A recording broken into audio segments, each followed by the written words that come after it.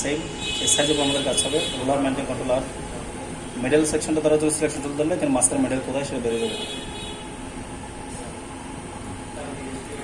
একই সেকশনে যদি বা কাজটা তেমন বেশি কঠিন না, একটু বিষয়টা বুঝলে কঠিন না হবে।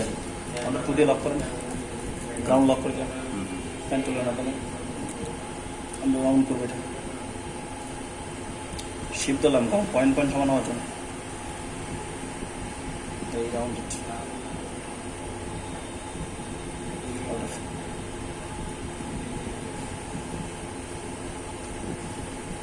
কন্ট্রোল তো থাকবেই, এটার সাথেও করে যেতে হবে টার্নিং করার জন্য।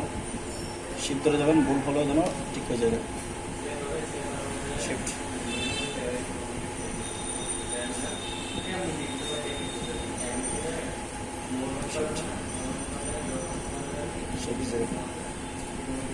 একটা পাত আসছে, এই পাত যেটা সেটা পরিকাস্ট করতে হবে। অথবা সিএফ নিচে তুলবেন অথবা উপর তুলবেন, যখন একটা দিকে তুলতে হবে নিচের রাউন্ড। সি কন্ট্রোল প্রত্যেকে নিজের আছে, কতটুকু নামতেছে বুঝতেছি না, এটার জন্য কন্ট্রোল ওয়াই কালার হাইট ঠিকভাবে নামছে গুরুত্বটার জন্য। করার পরে আমাদের যেটা করতে হবে, কন্ট্রোল ওয়াই আবার ঠিক আছে, কালার হাইট করলাম, পিছনে ফেলে দেবো এটাকে। তাহলে যেটা আসলে পিছনে পিছনে কন্ট্রোল থাকবে এক বেসের পিছনে। দ্বিতীয় কাজ হচ্ছে কালার সেকশনটা হচ্ছে ব্লো, কালার ডাবল ক্লিক করেন। একটু কালারের অপশনটা শিখে ফেলেন। প্রথম হচ্ছে সাইন 100% সাইন 100% মাঝে মাঝে ব্লো হয়, কিন্তু এটা হচ্ছে অ্যাশ ব্লো। অ্যাশ ব্লোগুলো করার জন্য আপনি ব্ল্যাকটা বাড়াই দেন, ব্ল্যাক বাড়াই দিলে অটোমেটিক অ্যাশ ব্লো চলে আসবে। এই কালারটা ছিল বুঝছেন। তারপর এখানে ওয়েবটা দিচ্ছে যে সাইন কালার, নিচেরটা গ্যাস কালার দেখলে নিচেটা সিলেক্ট করলাম। সেম সব কালারকে প্রথমে সাইন ম্যাজেন্ডা ব্ল্যাক রেখে, মানে আপনাকে যেটা করতে হবে ওটা ওয়েব রেখে হাইড করার জন্য ট্রান্সপারেন্সি 100% যেটা করে দেবেন, এখন ওটা কালার চলে আসবে আস্তে আস্তে। এটাই ছিল কালার স্টক নাম। এটা একটু বুঝিনি কালারটা। এটা ছিল যে অ্যাশ ব্লো, তো অ্যাশ ব্লো তো কোনো কালার এখানে রেডি থাকে না।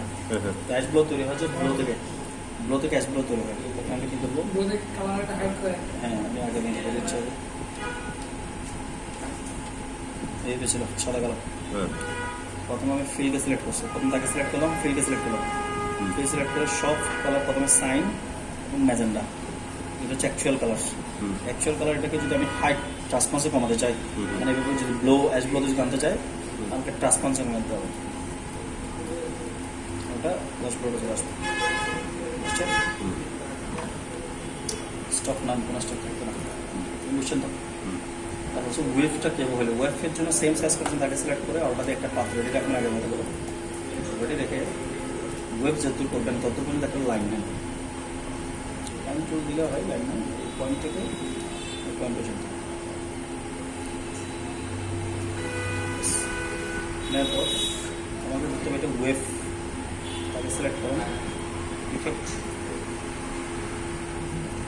ডিজর্ট ট্রান্সফর্ম জিগজ্যাগ। প্রথমত করবেন সাইজ প্রথমে ঠিক করুন, আর ওখানে ওয়েব স্ট্রিকটা বাড়া দেন আপনার ইচ্ছা লাগবে।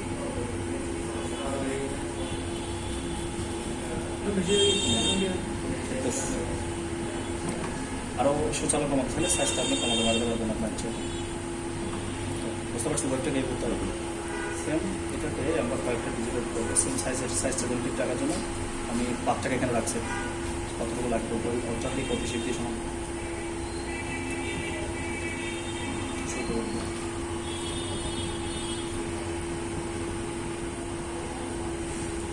চলটা হচ্ছে আপনার হাতে বলতে করতে চান কন্ট্রোল দিন।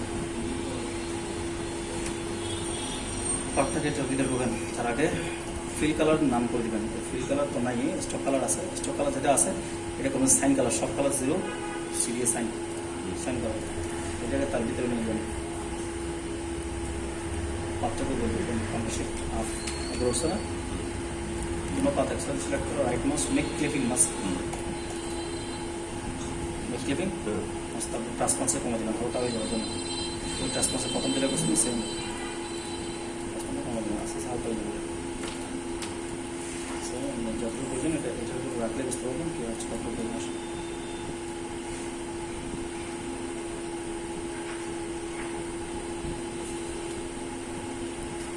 আর তোমার ছেলে আর মনে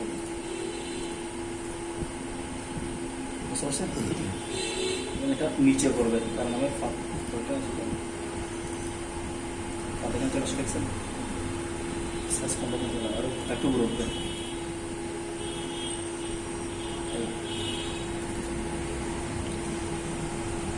বুঝছেন আবার মিস্টার ব্যক্তির ওভাল সেকশনের মধ্যে তার ছবি টানতে হবে তখন ফাইল ওপেন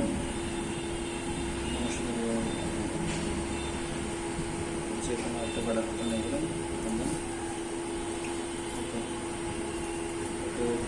কন্ট্রোল এক্সটেন্ড কাট করে যে পেজের মধ্যে ট্রান্সফার করবেন তার আসছে ফার্স্ট